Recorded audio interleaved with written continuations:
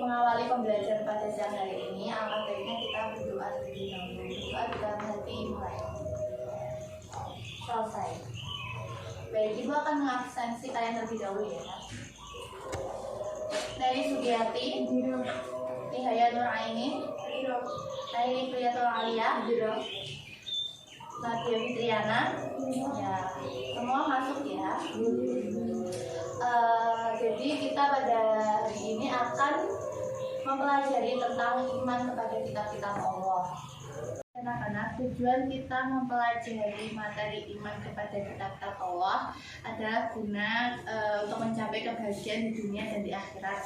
Selain itu, mengimani kitab-kitab Allah hukumnya adalah satu lain, yaitu wajib bagi umat beragama Islam terutama untuk mengimani kitab-kitab Allah. Nah, tolong dibuka pelajarannya, buku paketnya, pelajaran halaman 61 dan bisa dipahami terlebih dahulu.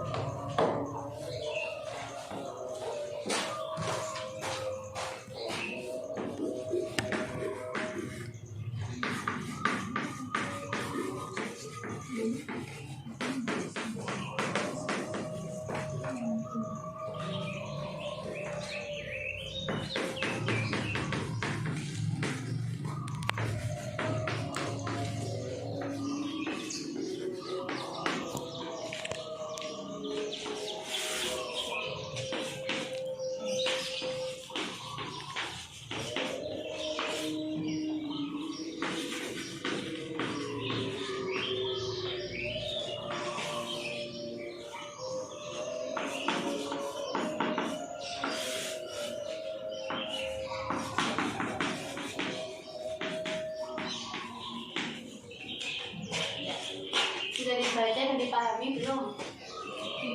Ya. Jadi Ibu akan menjelaskan tentang iman kepada kitab-kitab Allah. Iman sendiri itu artinya meyakini dengan kebenaran hati, kemudian diucapkan dengan lisan dan diamalkan melalui perbuatan.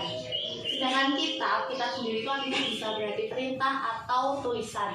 Nah, dari penjelasan Ibu tadi bisa diambil kesimpulan bahwa iman kepada kitab-kitab Allah adalah meyakini dengan hati bahwa kitab-kitab Allah itu diturunkan oleh Allah melalui perantara malaikat Jibril, kemudian bisa dijadikan pedoman untuk umatnya dan kemudian dibukukan. Oke, yang pertama adalah kitab Taurat.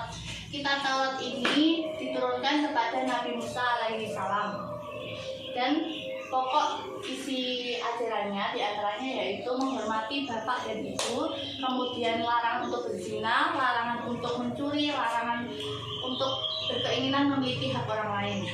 Kemudian yang kedua yaitu kitab Zabur.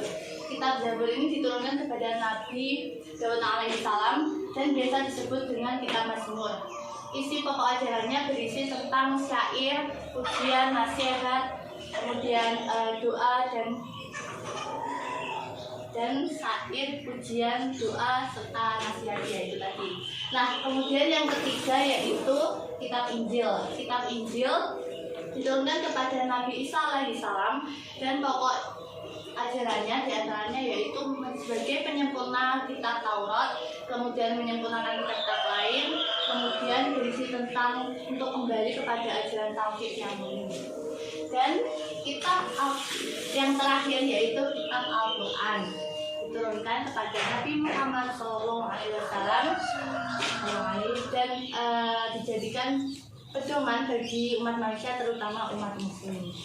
Nah, keistimewaan Al-Quran dibandingkan kitab-kitab lainnya adalah sebagai penentram jiwa, kemudian sebagai penyempurna dari kitab-kitab sebelumnya dan memuat kisah-kisah para rasul terdahulu.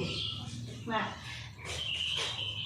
selain Allah Subhanahu wa Ta'ala menurunkan keempat kitab ini, Allah juga menurunkan wahyu berupa suhuf. Suhuf itu artinya adalah sebagai lembaran-lembaran yang berisi firman-firman Allah Subhanahu wa Ta'ala, kemudian diturunkan sebagai pedoman umat manusia guna menjalankan agama. Nah, yang menerima suhuf ini itu ada 4 nabi. Yang pertama yaitu Nabi Idris, Nabi Ibrahim, Nabi Musa, dan Nabi Isa alaihissalam. Dari penjelasannya Ibu sampaikan tadi, apakah ada yang ditanyakan? Ada Bu, saya. Ya, silakan Mbak. Apa perbedaan kitab dengan suhuf? Ya, baik sekali. Jawaban soalnya sangat bagus. Jadi perbedaan kitab dengan suhuf itu, jika kitab itu dibukukan ya, kalau suhuf itu tidak dibukukan. Kemudian kalau kitab itu diturunkan kepada Rasul dan wajib untuk disampaikan pada umatnya, sedangkan dengan suhuf itu diturunkan pada Nabi dan tidak wajib untuk disampaikan pada umatnya. Kemudian kitab itu isinya lebih lengkap daripada suhuf, karena suhuf cuma berupa lembaran begitu. Bagaimana, sudah paham?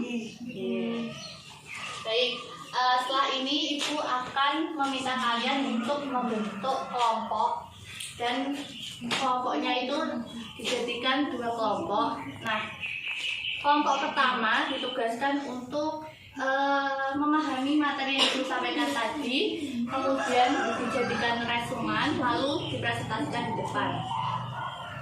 Kemudian kelompok 1 itu membahas tentang kitab Taurat dan kitab Zabur, lalu kelompok 2 membahas tentang kitab Injil dan Al-Quran.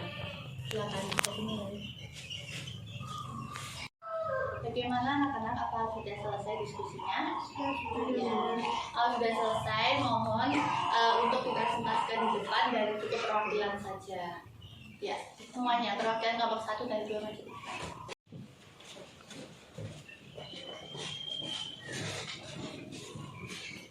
Ya, silakan dipresentasikan mulai kelompok 1 ini.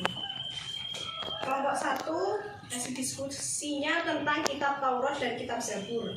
Kitab Taurat, Nabi Musa alaihissalam adalah penerima wahyu Allah yang berupa kitab Taurat yang merupakan pedoman untuk kaum Yahudi atau Bani Israel. Yang kedua, kitab Zabur. Nabi Daud adalah merupakan nabi penerima kitab Zabur dari Allah SWT dan juga menjadi kitab tambahan untuk Bani Israel. Selain kitab Taurat yang menjadi pegangan utama dari agama Yahudi. Ya, terima kasih. Sekarang Kemudian kelompok 2 yaitu tentang kitab Injil dan kitab Al-Quran. Kitab Injil, Nabi Isa merupakan nabi penerima wahyu Allah berupa kitab sebagai pedoman untuk Bani Israel. Seperti halnya kitab Taurat, penyusunan dari kitab Injil dilakukan sesudah wafatnya Nabi Isa. Kemudian kitab Al-Quran. Kitab Al-Quran merupakan kitab yang terakhir yang diturunkan Allah SWT kepada Rasulullah Muhammad SAW. Al-Quran diturunkan oleh Allah untuk seluruh manusia. Ya, terima kasih teman-teman. Boleh duduk kembali. Ya. Ya baik, dari penjelasan teman-teman sekalian yang sudah mempresentasikan hasil pembelajaran materi hari ini, apakah ada yang ingin ditanyakan lagi? Saya bisa. Iya, silakan. Bagaimana cara beriman kepada kitab-kitab sebelum Al-Quran? Ya baik. Cara untuk kita mengimani kitab-kitab selain Al-Quran atau sebelum Al-Quran itu sebenarnya yang paling simpel itu ada 2. Yang pertama, kita harus percaya atau meyakini kebenaran isinya terlebih dahulu.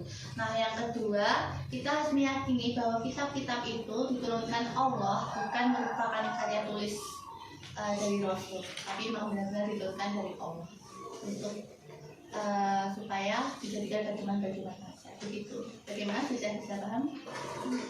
Ya, baik. Jadi menurut Ibu, kalian tadi berdiskusi dan menyampaikan hasil diskusinya ke depan. Menurut Ibu sudah cukup bagus dan tetap dipertahankan semangatnya seperti siang hari ini. Kemudian Ibu juga memberi tugas kepada kalian untuk dikerjakan di rumah berupa mengerjakan lembar kerja siswa yang ada di buku paketnya masing-masing. Kemudian minggu depan mohon ditunjukkan kepada Ibu. Begitu. Nah, sebelum mengakhiri pembelajaran pada hari ini, marilah kita tutup pembelajaran hari ini dengan bacaan hamdalah. Alhamdulillahirobbilalamin. Bila kita fikir hidayah, wassalamualaikum warahmatullahi wabarakatuh.